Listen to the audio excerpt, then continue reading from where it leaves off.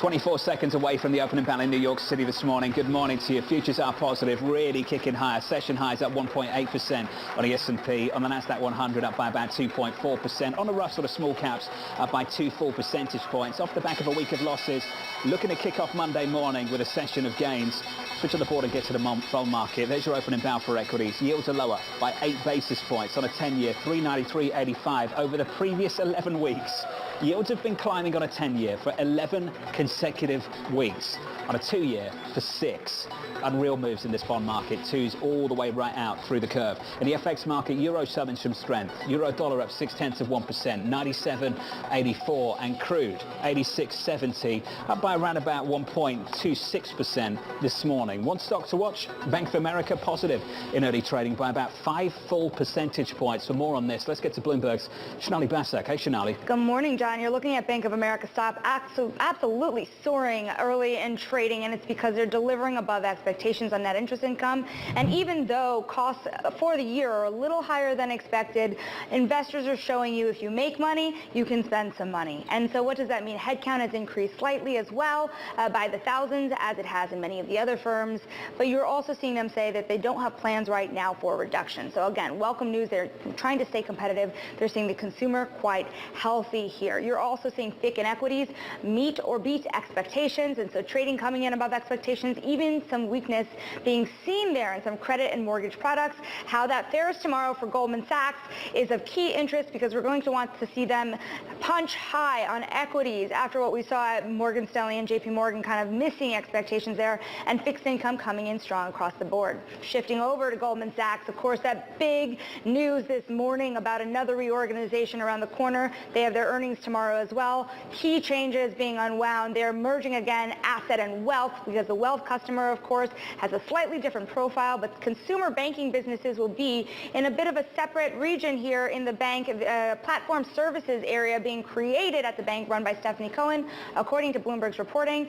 So the big key question here is fine, you have a reorganization at play, but what will this mean for the high hopes that David Solomon has hoped to hit $4 billion in consumer revenue by 2024? They're expected to meet $2.3 billion this year. Will he change his expectations as he addresses analysts tomorrow is the key question. Sonali, what am I more interested in tomorrow? Their numbers or the man delivering them? The man delivering them, and it's not just the man himself. This is year 4 of his tenure, John. We're getting very, very close to year 5 of his tenure. This is a part of the history here for David Solomon where you start to take note. They've come in above expectations on returns on equity consistently. Their bank, however, is trading below book value. How does he get the multiple that many of his rivals are getting? Is the investment bank simply not enough for Goldman Sachs to give investors what they want? Sonali, looking forward to your coverage through tomorrow. Sonali Basak will be on with us on Bloomberg Surveillance as we break down those numbers for you. Sticking with us on the banks is Ken Leon of CFRA. He joins us now. Ken, was fortunate to catch up with you last week. We get to do it again this morning. Just your view on Goldman, the leadership, the direction of travel as we go into tomorrow numbers. Yeah, so analysts are still listening to Bank of America, but top of mind is Goldman Sachs. And for Goldman, you know, I really think James Gorman at Morgan Stanley has a chuckle here. He's got the right strategy. Goldman just reached too far trying to get scale from nowhere in consumer banking. And obviously that has a good long-term opportunity, but they can't bring it to revenues or profitability. Gorman, of course, acquiring E*TRADE gets the workforce. They're able to get into different segments of wealth. And the market, as Sonali mentions, pays a higher multiple for principal businesses or recurring revenue. And unfortunately, investment banking is going to be challenging through next year for Goldman and others. And they're essentially combining businesses with trading so that they can begin to cut costs. So, Ken, what are you saying? Are you saying it's the wrong strategy? Are you saying they should have bought this? They shouldn't have done it organically? Does Marcus need to go? Ken, what are you saying they should do?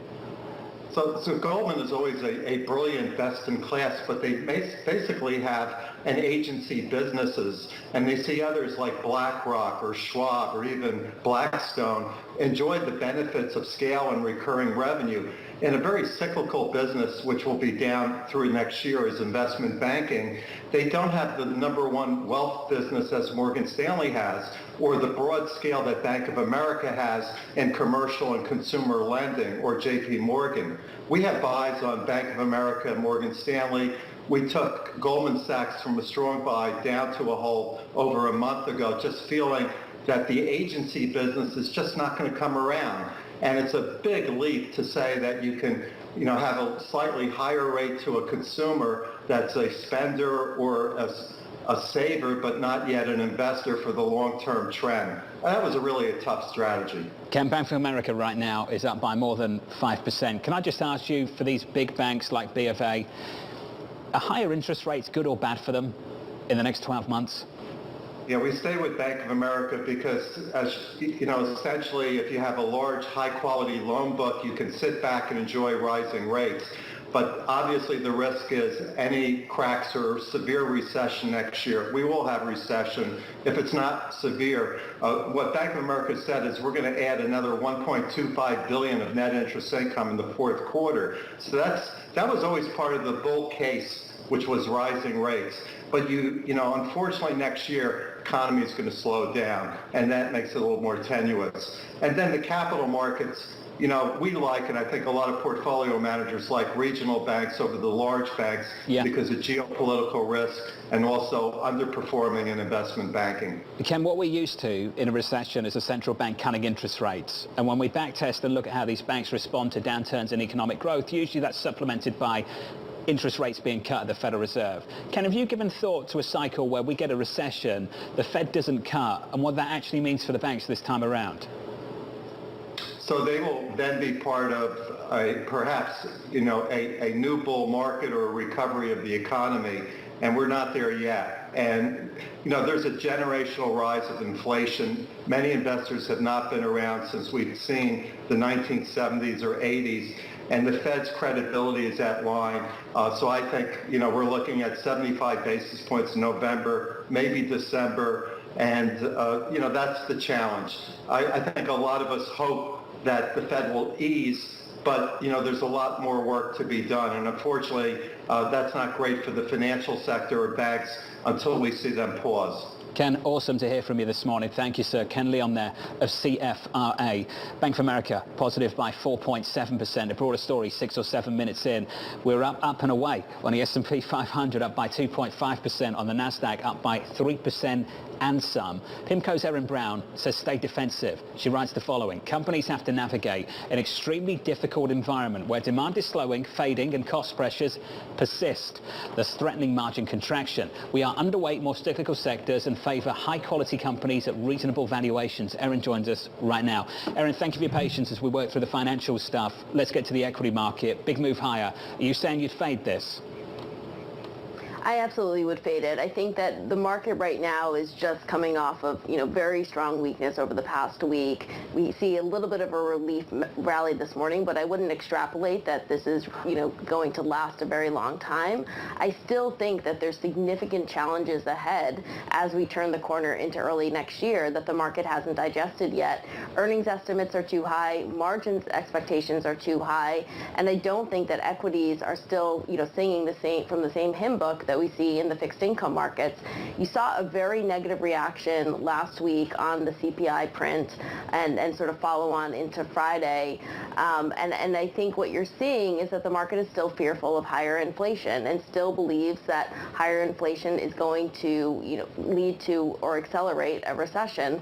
And I think that that's the challenge that the market's still facing that we we'll see unfold over the next couple of months. So I still think that there's about 10% downside from current levels to S&P 500. Erin, in the near term, is there some upside at all? In the very near term, because Mike Wilson of Morgan Stanley shares your view, ultimately, that there's more downside here, and maybe we could get down to 3,400. But he wrote this morning. He said the 200-week moving average is a serious floor of support until companies fully confess or a recession officially arrives, both of which could take several more months and lead to a technical rally in the short term. Erin, you've given me your fundamental thesis. What about your more technical, tactical thesis about the short term? The scope for an upside move here? Yeah, I mean, I definitely think that there's scope for upside move. A lot of people are pointing to that 200-day moving average. On top of that, earnings expectations for this quarter are quite muted. There's only, sort of low single-digit earnings expectations.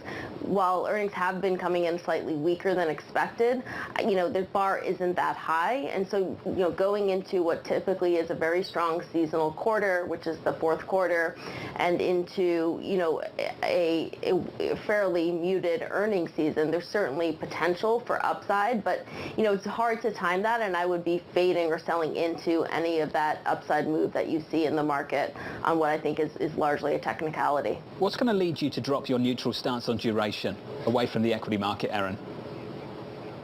I think we're getting closer to that point. I think you really need to see a couple of things happen to get more bullish duration. The first would be to see inflation really peak and have a credible path lower for inflation. There's been sort of 3 times now where we've had these head fakes with respect to inflation peaking, and yet we've been met with disappointment. And so I think until we see credible signs that inflation is really moving lower, it's going to be hard to really, put your neck out there and buy duration and size.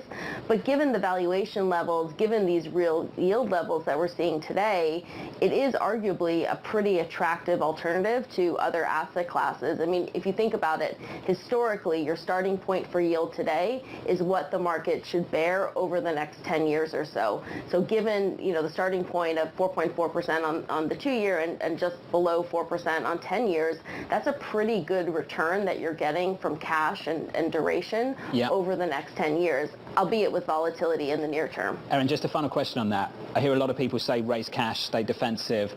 With the benefit of hindsight, that's super useful 12 months ago. Erin, there's people watching this now who just don't want to monetize the losses this deep into the hole.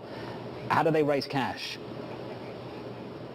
I mean, I think that we're still going to see downside from equities from here. So I think taking money here out of the market and putting it in a 4%, 2-year paper still makes sense. And I think that, alternatively, looking at high investment grade corporates that are also yielding, a 6%, 7% yield also makes sense. Staying, shorter term in duration. But if you expect more downside from here, yes, it's painful. Use that to tax loss harvest, and cycle that money back into products that can earn a sustainable yield and return over the next 6 to 12 months while you wait it out. Erin, awesome to hear from you, as always. Erin Brown there of PIMCO. Your equity market about 11 or 12 minutes into the session, up by 2.8% or so on the S&P. Big move higher on the NASDAQ, up by 3.33%. Coming up, the White House throwing its support behind the Fed.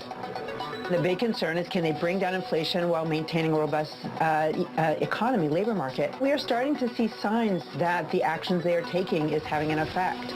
That conversation up next, plus we'll catch up with Oppenheimer's John Stolfus. His S&P 500 price target getting chopped from 4,800 down to 4K. We'll get to him next.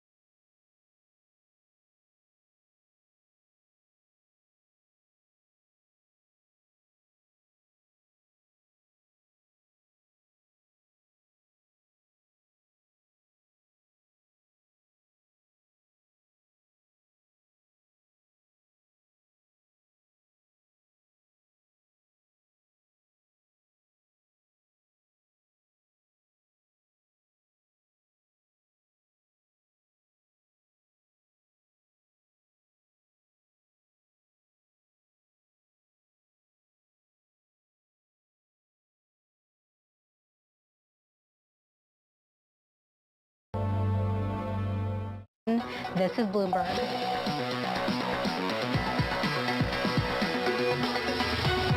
What we can see in the economic data is the Fed is focused on bringing down inflation, and the big concern is can they bring down inflation while maintaining a robust economy, labor market. And we are starting to see signs that the actions they are taking is having an effect. Division down in D.C., there always is. The Biden administration back in the Fed saying its policies are starting to work. Senator Bernie Sanders seeing a different picture. I think they're hurting the situation. I think it is wrong to be saying that the way we're going to deal with inflation is by lowering wages and increasing unemployment. This inflation thing is a real issue. It is a global issue. But at a time when working families are struggling and the people on top are doing phenomenally well, I don't think you go after working people. Mike McKee with us here in New York City. Mike McKee, the usual suspects maybe, Senator Warren, Senator Sanders, but ultimately we're expecting more of this, aren't we? Yeah, it's starting to be a debate in economic circles as well as people start to think about what could happen. It's not happened yet, but Bernie Sanders has some support, particularly among progressive economists. Claudia Sahm, you've heard of her. She's fairly grumpy about things right now. She says the world's bad and will worsen at home and abroad before it gets better. Time for the Fed to do the right thing and slow down. Is the Fed going to do that? Well, not what they're telling us. It does suggest, I mean, in the past, that there is a danger of what Bernie Sanders and Claudia Sahm are talking about, because when the Fed raises interest rates, unemployment goes up, we go into recession. The Fed so far raising interest rates, though, and it hasn't happened, and that's the dilemma for the Fed. They believe that people are better off if they bring down inflation, even at the lower end, because while people are making more money, they are not making enough to keep up with inflation. So if inflation comes down, then everybody is better off. And so that's the goal for the Fed going forward. They're going to watch the unemployment rate, but they think it'll only go to 4.4%. That isn't very much by historical standards, and it may be about normal. We may have a tighter labor market than people think. So it's something that has to play out over many months now, but it is definitely a growing debate, particularly down in Washington. We're going to have this conversation a whole lot more going into the midterms, no doubt, in the next couple of weeks. Mike McKee there here in New York City. And great work, Mike, last week in D.C. More bulls throwing in the towel, kinda. And I'm going to get to the kinda in a moment. But Oppenheimer's John Stolfus was at 4,800 year end. He's chopped that down to 4,000. His price target now is 4,000 year end. And I'm happy to say that he's given us a bit of time this morning to talk about it. John, great to catch up, sir. Thanks for taking the time to be with us. So let's start here. You know, I've talked about this a few times over the last few months. What was the straw that broke the camel's back on this one? I really think it has simply been that we have seen repeatedly these rallies that we've had that have been remarkably powerful based on the negativity that's out there, and then they weren't sustainable. And it simply weren't sustainable because the issues at hand, whether it's monetary policy, a generally more aggressive stance and committed stance by the Fed to curb inflation, as well as political dysfunction in Washington and abroad, the geopolitical stuff, supply chains that are still not quite up to pre-pandemic levels. All this, you know, it gives pressure and concern to the market. So what we've got to think is, you know, 12% upside from here to the end of the year makes a lot more sense than almost 33% upside based on where the S&P closed on Friday. So we're still bullish on equities. It's just going to take more time until the Fed has effect on curbing inflation, because those last numbers from last week, the 30-year yield, the 30-year mortgage yield last week going up again, just doesn't look like it's had effect yet. We believe it will have effect, but not yet. John, you and I have talked about this and discussed it through the year. You know, not everyone gets the year right. That's just part of the game sometimes. But John, you got it dead wrong. And I just wonder what you feel like you did get wrong and didn't learn from quickly enough. As you reflect on this year and think about the years to come, how will you and the team grow from it? Well, the first thing I'd remind you, John, we've been pretty accurate over most of the 10 years that I've been here at Oppenheimer since 2012 in terms of the direction of the S&P 500, except for 2015, 2018, and this year. So not a bad record. And last year our target was 4,700. The S&P closed at 4,776, as I recall. This year we got it wrong very simply. We could not have expected the Russians' incursion into Ukraine, zero COVID tolerance by China that closed down the city of Shanghai, a city of 25 million people, plus the effects of overstimulation by the Fed and by politicians who just couldn't let go of the fiscal policy. The reason I asked, John, is because 2015 was a down year. 2018 was a down year. Yeah, and what worked last year was just being flat. What worked last year was just being bullish and strong, and what worked for the last decade was to be bullish and strong. And John, I just wonder if we're all adapting to a new market regime, a real change. Well, the big regime is it's the end of free money, and the end of free money means you're deleveraging in a wide variety of areas that have inflated the valuations of things like meme stocks, cyber currencies, as well as even core assets like equities, bonds, real estate, and a number of other assets. When you take out the leverage that the Federal Reserve has enabled and the largesse of politician stimulus, it means that things move back to reality. It doesn't mean stocks can't move higher. It doesn't mean companies can't earn money, but there's a period of adjustment that we've witnessed here that is taking longer. When you look at the Fed has raised, 5 times so far? And still has had very little effect on the rate of inflation, and that's where we are. The market's responding to that. John, 300 basis points in 6 months is a lot. Oh, We've sure had a lot done in a small period of time, I get that, but I just want to really sort of hit home on this, and you and I can talk about it in the future as well, because we don't have too much time. But being married to a worldview in the last 10 years generated some real gains. And if you were just long the whole decade, you would have been down in 15, it was a down year, 18, it was a down year. Now I feel like basically flat. Sure, it was a flat year, slightly negative by about 7/10 of 1%. Was actually positive. We can argue over the details, John, but you know where I'm going with this. I'm just wondering whether the perma bulls have got to rethink their worldview based on what's happened over the last 9-10 months.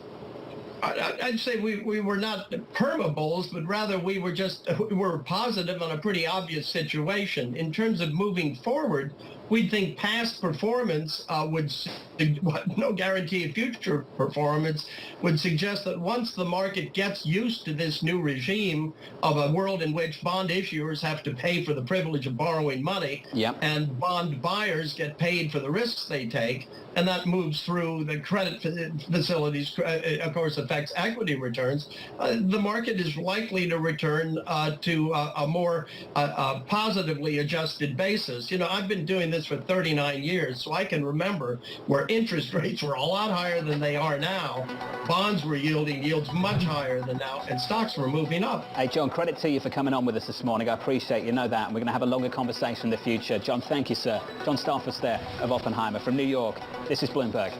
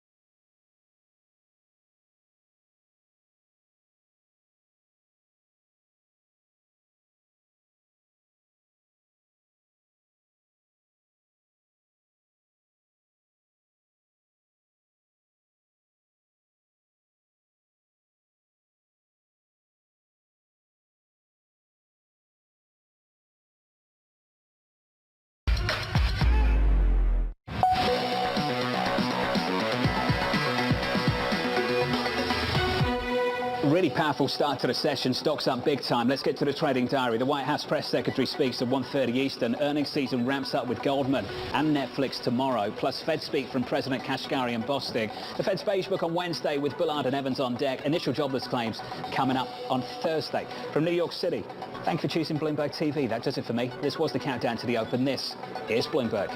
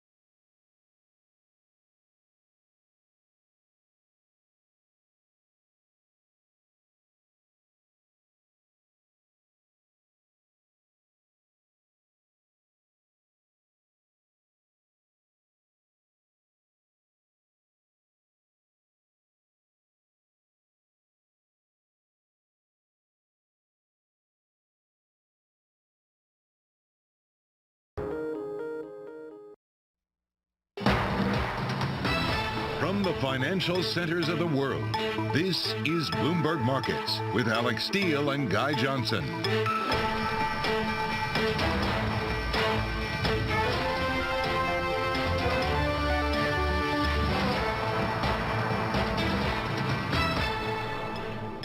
It is 30 minutes into the U.S. trading day on this Monday, October 17th. Here are the top market stories that we're following for you at this hour. The big reversal. New Chancellor Jeremy Hunt scraps most of Liz Truss's tax plans. Markets give their stamp of approval. And the other U-turn, Goldman Sachs recombines its asset management and private wealth business. It is the third shakeup in 4 years. So now what for markets? We're going to get the lowdown with Mark Mobius, Mobius Capital founding partner, to get his take on China and what the biggest risk is for investors. From New York, I'm Alex Steele with my co-host in London, Guy Johnson. Welcome to Bloomberg Markets. Okay, Guy, we got a really powerful rally underway here in the U.S. 98% of stocks are rising as U.S. yields sink. And then what? Yeah, I'm just going to caveat that, though. If you take a look at the two-day chart, we're basically back to where we were Friday morning. So I think you just need to take a step back sometimes and take a look at where we've been. I take your point, though. It is a powerful rally. And I do just wonder, Alex, whether or not it is a rally that is driven out of nothing to worry about today. We've kind of put the UK crisis behind us. Jeremy Hunt has come in, saved the day, and as a result of which UK gilt yields are coming down really, really sharply. But you know that there's going to be another one along fairly soon. So where does the next crisis come from? And it is a pretty long list. So on a day when we put the latest crisis maybe to bed, we're going to try and look forward and think about what comes next, because I think that equity market rally today is driven by that absence of news. So Alex, I'm going to give you first shot at this because we've got Maria here, Maria Tadeo in London. We've also got Kriti Gupta over in New York to talk about it as well. But I reckon you and I should give our views first of all. Where do you think the next crisis comes from? That. Production elements. It's going to finish. It's going to finish any second now, and we're going to be back in. Honestly, seriously. I don't know whether So we're just of course. No, okay, in all seriousness, aside from production elements. What did you press? What did you press? And what have you broken? Me? I did nothing. What actually, I wonder if the biggest risk is going to be in earnings from one way or another. Either they're going to be worse than we think and we're not priced, or they're actually not as bad as we think and we're priced for something worse. Yeah. To be honest, that's what I'm really looking at. Honestly, the gods are clearly not on our side here. My theory is that actually you get a really big rally. If you're talking about a pain trade right now, it's that equities go significantly higher. And you see that trade really catching a lot of people on the hop. But back to more serious matters. Can't quite believe that happened. As I say, Maria well, yeah, okay. Maria today is here in the studio in London with us, which is nice to, honestly, sort of welcome to the chaos. The jingle went off. I'm terrified something here. I'm like checking if there's lights on top of me. I want to. Well, we were worried this get back to Brussels in one big screen was going to fall on you just a moment ago. No, I'm terrified. No, I think you should be. I think genuinely, I think you should be nervous.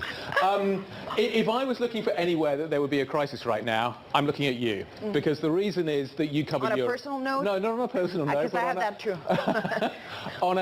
I'm looking for you for the answer, because much of this seems to be coming out of Europe right now. We've just had the UK, but we've got Italy to think about. Obviously, we've got the Ukrainian war to think about. We've got what's happening in France right now with the petrol shortages, and then we've got this overarching kind of energy crisis, which Europe has got to deal with. And the question I want to know for you is, and you talk to a lot of people, is when are we going to know whether or not Europe's going to survive this winter? When are we going to know whether or not this energy crisis is going to be a crisis, or whether or not it's actually something that Europe has done enough to get through? Look, I've asked that question to a lot of people, and what they say is, let's wait to see what the weather is like. I mean, this is a wild card. If we get a mild winter, then maybe we just get through it. If we get a very difficult winter, very cold, then that could be a problem. But it's funny, the more people I speak to, they tell me they're less concerned now about the winter than they were about 2-3 weeks ago. And they're also sure it may not come this week, but there will be an intervention in the market. There will be a signal to the market that prices need to come down, and the European governments will get it right in their policy response. That is still a big question. We know the European leaders will meet on Thursday, Friday, but it is funny to me that the more people I ask, they tell me I'm not as concerned as I was about this winter. The big question is what happens next winter, essentially. Right, exactly. And in the summer even, too, if it gets really hot. Okay, so we got earnings, if there's a big rally in equities, we got weather. Kriti, what's yours? Well, based on what Maria's talking about, if you actually look at the positioning here, so many people are still long commodities. That is still a trade that's actually working going into the long term. But here's the risk. Here's the crisis. I think it's the fact that if you actually look at the commodities trade and yet you're still pricing in a recession, commodities are the first to fall. And the ripple effects of that show up in emerging markets more than it shows up in the developed markets, because dropping commodity prices are actually a boon. It's a good thing for the likes of the United States, the UK, Europe, etc. It's not a good thing for Brazil, Colombia, the Middle East. And I think that's really where we're going to see a bigger, more sovereign debt crisis, something that I would say the Middle East, a lot of those economies that are still so dependent on that commodity boom are still suffering from 2 years post the COVID crash. So I would say that's the bigger pain trade, especially when Danske Bank had a fabulous chart out this morning, I believe, where they overlaid commodity prices and freight prices. And it's kind of an identical chart where freight prices have come down, but commodity prices have yet to. So I wonder if that's the correction that you see, which then trickles some kind of crisis in the EM world, which is something that the IMF managing director warned about as well. Kriti, do you think that the idea that the Fed's going to do too much, the idea that the US is going to have a recession, is now consensus. It is becoming consensus very quickly. I think if you have to add on to another crisis outside the emerging markets, I think the kind of poster child for fiscal versus monetary kind of collision that you saw in the UK, well, I think it's spreading to the United States as well, because as those odds get larger and larger and it becomes even more consensus than it already is outside of the financial community, the odds that there is some sort of fiscal response, I think, becomes even more dangerous and kind of works against the Fed. So I think there is a crisis in that as well. So, Maria, talking about the weather for a moment, we've been talking about the weather for quite a long time, and I'm wondering if just by talking about it, we're already sort of desensitized to it. So I'm wondering, from where you sit, is there something that we should be talking about that we're not, that actually poses even a bigger risk? Look, I think in terms of the weather, everyone that I ask in Europe, they say the best investment that you can get this time around is to find a weather agency that you can trust and essentially work your demand around it. The one thing that I've noticed, I'll be curious to see what Guy says about this, is that there is a big difference between the UK and the rest of continental Europe when it comes to the demand destruction. They always say if you want to get through the winter, it's about the storage. By the way, I'm being told there will be good news that 100% benchmark is going to be achieved very soon. That's what I hear. But also you need to bring down demand. And there is a real campaign in continental Europe to do that. I get emails every day from my provider saying, don't put your dryer at 7 p.m. Do it in the morning. I haven't seen that in the UK, and to me it's very curious. I don't think that's happened yet, though I think the situation... Well, it may happen. I think the situation changed today. The UK has significantly curtailed its energy support package. So potentially we could see a changing, definitely, in terms of the tone there. Talk to me a little bit about Italy. Because if I was to compare and contrast what is happening on the continent with what's happening here in the UK, I look at the Meloni government.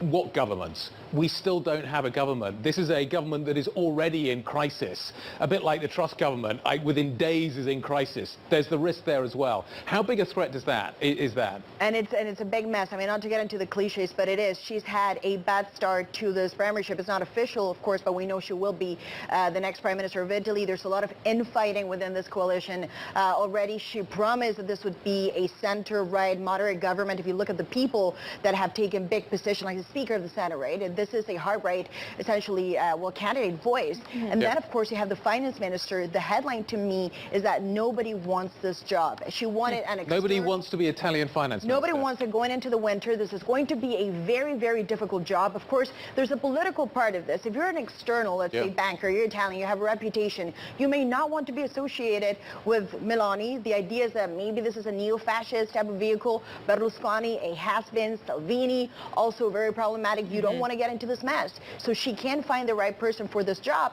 and that's a problem. You need someone that's respected by the markets. All right, guys, really appreciate it. My takeaway is, A, thanks for saving this segment, and B, there's still a lot of risks out there. Maria Tadeo, thank you so much for joining us. Big thanks to Kriti Gupta as well. All right, coming up, more on the question of the day, what is the next crisis? Kate Faddis, Grace Capital President and CIO, will be joining us next. This is Bloomberg.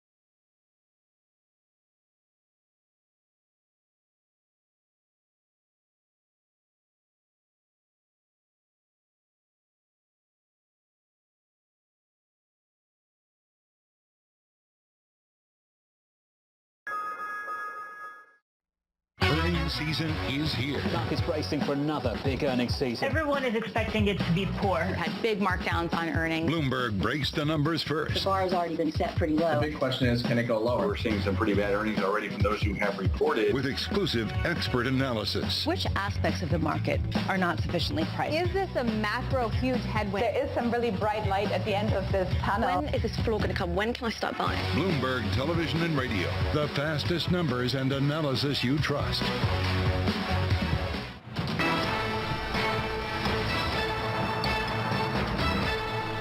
I think that 3,200 mark, if 35 doesn't hold, I think 3,200 is the next natural place to go. But it's hard for me to imagine we go too much lower than that, just because in the face of the pandemic, I mean, frankly, when life was on the line and there was just a massive uncertainty ahead of investors, that's only as bad as the market fell. So I think 3,200 is a good place to look if 3,500 doesn't hold, but 3,500 is proving to be a major battleground here for good reason. That was Lori Calvasina on RBC earlier today, giving her take on where stocks are heading, which leads us to the question of the day. What's the next crisis? I want to ask Kate Faddis, Grace Capital President and CIO. Kate, I was saying earnings. Guy was saying a big rally in equities. We got the weather. We also got long commodity trade getting shaken out. Where do you come down? I come down with a Fed policy mistake. I think this inflation number has been very tricky. Yes, we saw a hot inflation number last week, but I think in the end, inflation may prove to be transitory, and the Fed will have proven to have overshot. This is going to affect a lot of things. You've seen what it's done to the dollar, which has affected U.S. exporters. You've seen what it's done to the equity markets, and that is what I'm going to be looking at. And the question is, what's the Fed going to do if the inflation number really does cool?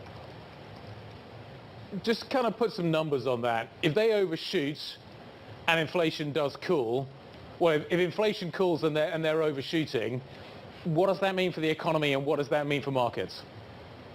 Well, look at what the rates have done.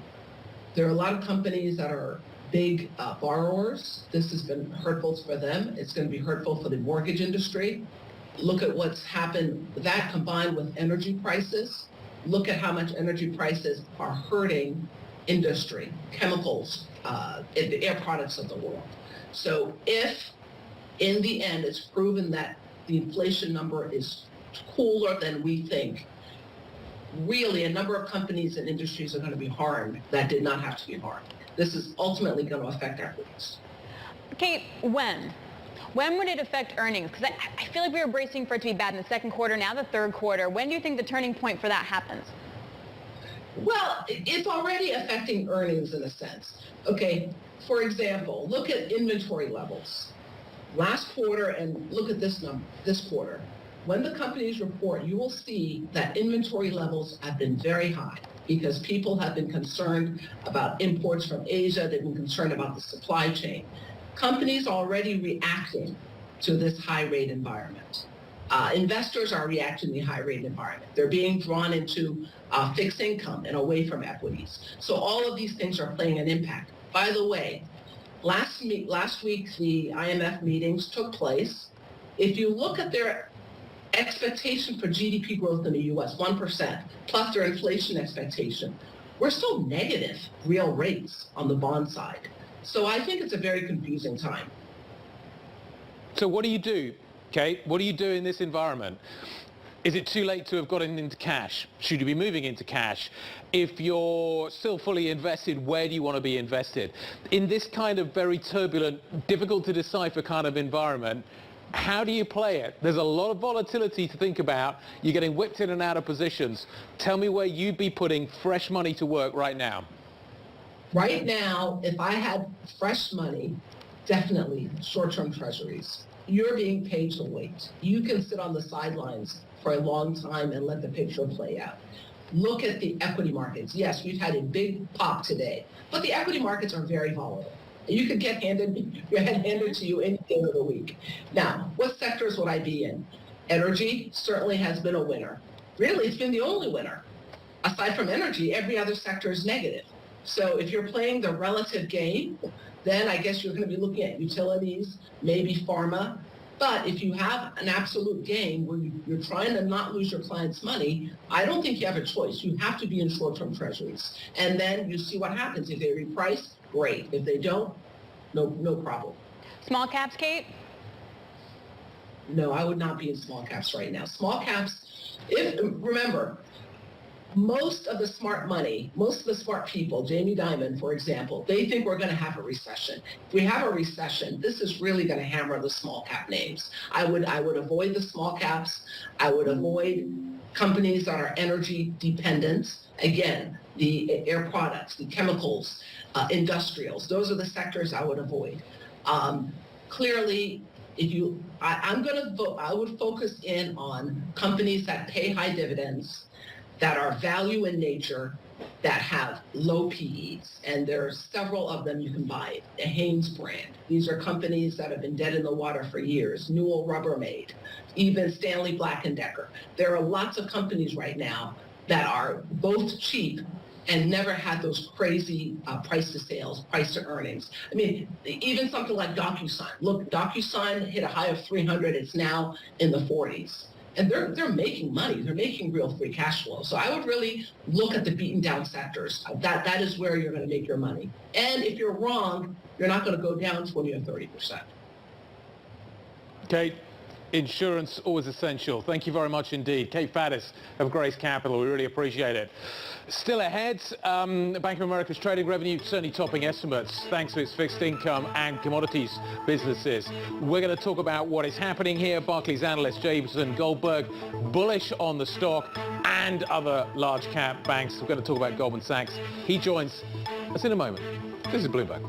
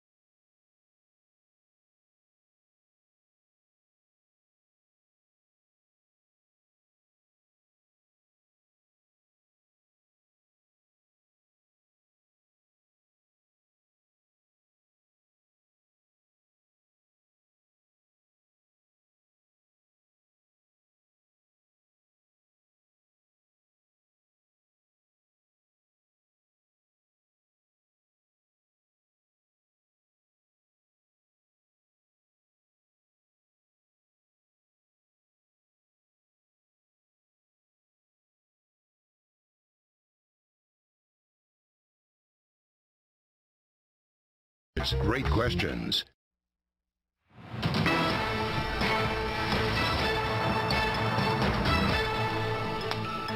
Welcome back. Bank of America shares up after the bank reported third quarter results that topped analysts' expectations. Total revenue certainly blew past expectations.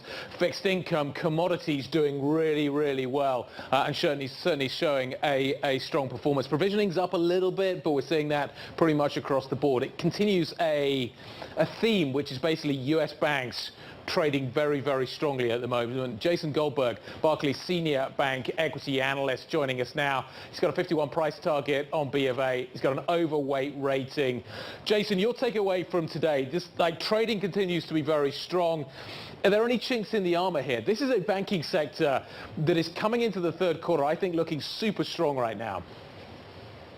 Yeah, no, I mean, what you saw on Friday and continued into today with Bank of America is really robust net interest income, net interest margin performance, as the group just benefits from, asset-sensitive balance sheets in a rising rate environment. You mentioned trading results continue to be strong. And then credit quality is just really, really benign with both non-performing asset and net charge-off ratios or loan loss ratios at historical, low levels. You are, seeing banks build loan loss reserves as kind of, economic uncertainty increases.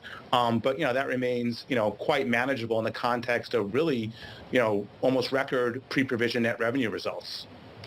Jason, when you take a look at valuation, you're looking at 10 times estimated PE. That's at least what the Bloomberg is telling me. What should the best valuation be for something like a Bank of America? Listen, historically, this group has traded closer to 12.5 times earnings on an absolute basis, and, relative to the market, closer to 75%, where right now you're closer to kind of the low 50% area. So on, earnings-based metrics, the group, does look to be attractive. And I think just Bank of America in particular, just given, its how it benefits from a higher rate environment, and it's just really ability to control costs and just, a remarkably different balance sheet than it had kind of going into past economic downturns. Jason, we've got another restructuring looking like it's going to take place at Goldman Sachs, basically appearing to unwind much of the restructuring that was announced back in 2020. Is this an admission that David Solomon got it wrong? And what does it mean for the bank going forward? Yeah, I don't know if I would say that. I think as the company continues to evolve, on a path to more durable revenues, it's continued to take actions, along that path. So they did kind of, restructure the company with, when David Solomon first became CEO a few years ago. And I think, having done a few acquisitions and kind of reoriented the franchise, it's just kind of taking another step in the evolution on that journey. Yeah, but I thought the evolution was supposed to be towards Marcus. And I wonder if the results we're going to get tomorrow are going to be bad. In terms of why they needed to sort of put Marcus in a different spot. Yeah, I don't know if I want to say bad. I think, as you kind of evolve this business, you kind of learn of ways to maybe do things a bit differently. I think it's not easy to kind of go out and build a consumer bank from scratch. And I think there are ways to kind of tinker their product offering to maybe be more kind of wealth management oriented. And if you look at some of the steps that have been talked about in terms of kind of combining investment banking with trading or combining asset with wealth management, that's not dramatically different from what some of their other large peers have done. Should shareholders, though, tolerate more losses in that effort to move towards the consumer? Listen, you're building a business from scratch, so it's not expected to be profitable from day one. It's a business that, they already bear a lot of the regulatory costs of being kind of a bank. You might as well get some of the benefits, from that. Mm-hmm. But yeah, listen, it's not going to be a straight line, from profitability. And, over time, I think they'll kind of tinker with what they're doing and ultimately be successful. So with wealth management in general, Jason, when do we top out? Like, when is the apex of the wealth management growth at this point? Yeah, no, I mean, I think there's, just, a lot of opportunity, in that segment, just given kind of the secular growth rates that we've seen really across the industry.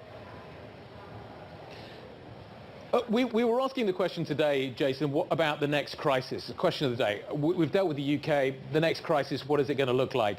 Does the Q3 earnings season from the US banks confirm that the regulatory changes that were made post-2008 have worked, that this is not going to be the source of that crisis? Yeah, listen, we're entering certainly in a period of kind of economic uncertainty, and certainly as the Fed kind of continues to hike, inflation is rampant, we embark on, QT, there certainly could be some bumps in the road, but the industry, enters this period, with really robust capital and liquidity, in part given the regulatory changes post the financial crisis, and also with record really pre-provision net revenue. I mean, I think when all said and done, this will be a record quarter for net interest income in Q3, and we actually think you could see continued growth into Q4. Mm-hmm. So, you're entering on really, really strong footings, and the industry has, really, really solid balance sheets, Loan losses, listen, loan losses, this year could very well be 50-year lows. Yeah. So it's, while unemployment certainly may rise and loan losses will likely increase, your starting point is from really benign levels. Jason, really appreciate it. Thank you so much. Jason Goldberg, Barclays Senior Equity Bank Analyst. And later today, tune into our Bank of America Chairman and CEO interview with Brian Moynihan coming up at 2:30 p.m. in New York. This is Bloomberg.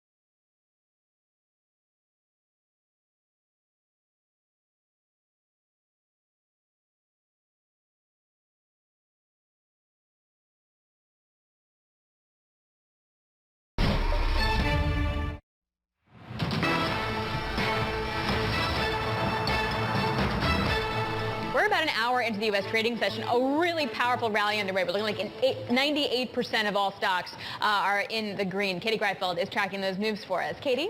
Powerful rally is probably a good way to put it. If you look at the details, you have the S&P 500 up by 2.6%. A lot of that strength is coming from the tech sector. You do have the NASDAQ 100 up over 3%.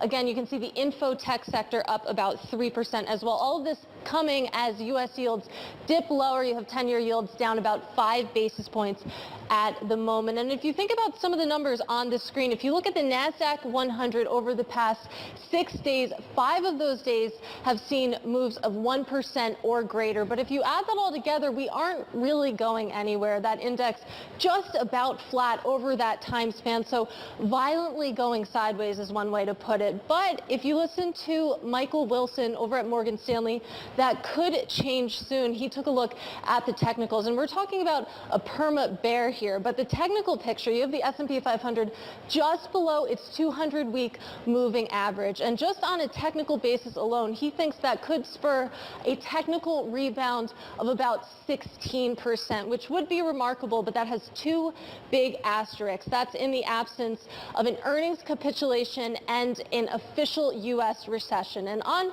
that point about an earnings capitulation, we are having earnings season ramp up quite a bit. We have the big banks mostly out of the way. We do have Goldman Sachs still coming tomorrow morning, but we have about $5 trillion in market cap reporting this week, and then next week is the real showstopper, over $15 trillion reporting. So we could see that sort of violent sideways movement really start to shake up, Guy. Yeah. Today feels like sideways, as you say. I think earnings season continuing is going to be a massive catalyst, though. Katie, thank you very much indeed. Bloomberg's Katie Greifeld on what is happening in markets right now. What's happening in Westminster right now is that we are awaiting the arrival of the Chancellor of the Exchequer, Jeremy Hunt. I was under the impression that he was going to speak at circa 3:30 UK time, which is kind of obviously about now. It now looks like that is going to be pushed into the next hour. As you can see, Penny Mordaunt has now sat down. You can see her on the left-hand side of your screen as Sir Keir Starmer asks questions. The opposition Labour Party has been granted an exceptional question today, which is going to be taken by Penny Mordaunt. She is effectively standing in, and you can see her here, for the Prime Minister, who is not going to answer this question. It's interesting that Liz Truss has decided not to be in the House. As we await the statement that we're going to get in a few minutes' time from Jeremy Hunt, let's go to Bloomberg's Lizzie Burden, who is standing by for us. She's been providing analysis throughout the day on what has been a turbulent session, to say the least, down in Westminster. Lizzie, let's talk a little bit about what we're going to hear from Jeremy Hunt, the new Chancellor of the Exchequer. He basically announced a complete hatchet job earlier on the mini-budget that was announced by Kwasi Kwarteng, his predecessor. What else is there to say here? I couldn't agree more, Guy. He's absolutely nuked Trussonomics. He's reversed most of Truss's tax cuts. He's limited the energy bailout that she was always taunting the opposition Labour leader Keir Starmer with, that her package was bigger than his. Now it's going to be reviewed in April to try and save the government some money. A huge humiliation for Truss. So what we're expecting is more detail, but also Jeremy Hunt, the new Chancellor, does need to save another 30 to 40 billion pounds if he is to balance the books. And so we may get more clues as to how he's going to do that, whether that's in the form of more reversals on tax cuts, more spending cuts, even though Truss has already said that she's not going to cut public spending. It doesn't seem like her word means much at this point. But Hunt very much in the driver's seat now. You said that Mordaunt is standing in for Truss at this urgent question. She looks like she's running scared. She looks like she's completely lost control. Well, Lizzie, to that point, I was reading one analysis notes that talked about, Hunt's the CEO and Truss is the chairman. I know it's going to take mountains to be able to remove Truss before the next year is up. But is that effort currently underway? And how big of a task could that actually be to change the rules to do that? Well, when you speak to Tory MPs, it's a question of when, not if, they get rid of Truss. But the question, as you suggest, of how they do it and who they replace her with is much trickier. Hunt, given that he seems to be, as you say, the CEO, would seem to be perhaps a successor to Truss. But really the bookies' favourite is Rishi Sunak, because Hunt is enacting Sunakonomics now under the pressure of markets. There's also Penny Mordaunt as a suggestion. Another suggestion would be Ben Wallace, the Defence Secretary. But if they were to have a leadership contest like they had over the summer, it would perhaps create even more divisions in the party. It was such an ugly contest. If they just have a coronation of a different leader, it would sideline the party membership, and their mandate would be so diluted that it would almost certainly raise the pressure and force a snap election. But the other choice that MPs have is just to cling on, hope for the best and wait for 2024, and if the polls at the moment are anything to go by, they'd face total wipeout from Labour. Yeah, I can't quite imagine the next year, though, if we don't have any sort of change at that. Lizzie, thanks a lot. Really appreciate it. Lizzie Burden joining us there. We will get her back in the next hour, as well as we're waiting for Jeremy Hunt to speak in the House of Commons. All right, coming up, the Chinese Communist Party's week-long Congress did kick off this weekend. Xi Jinping vowing to steer the country through some major economic challenges. Mark Mobius Capital Partners founding partner, will be weighing in on what to watch. This is Bloomberg.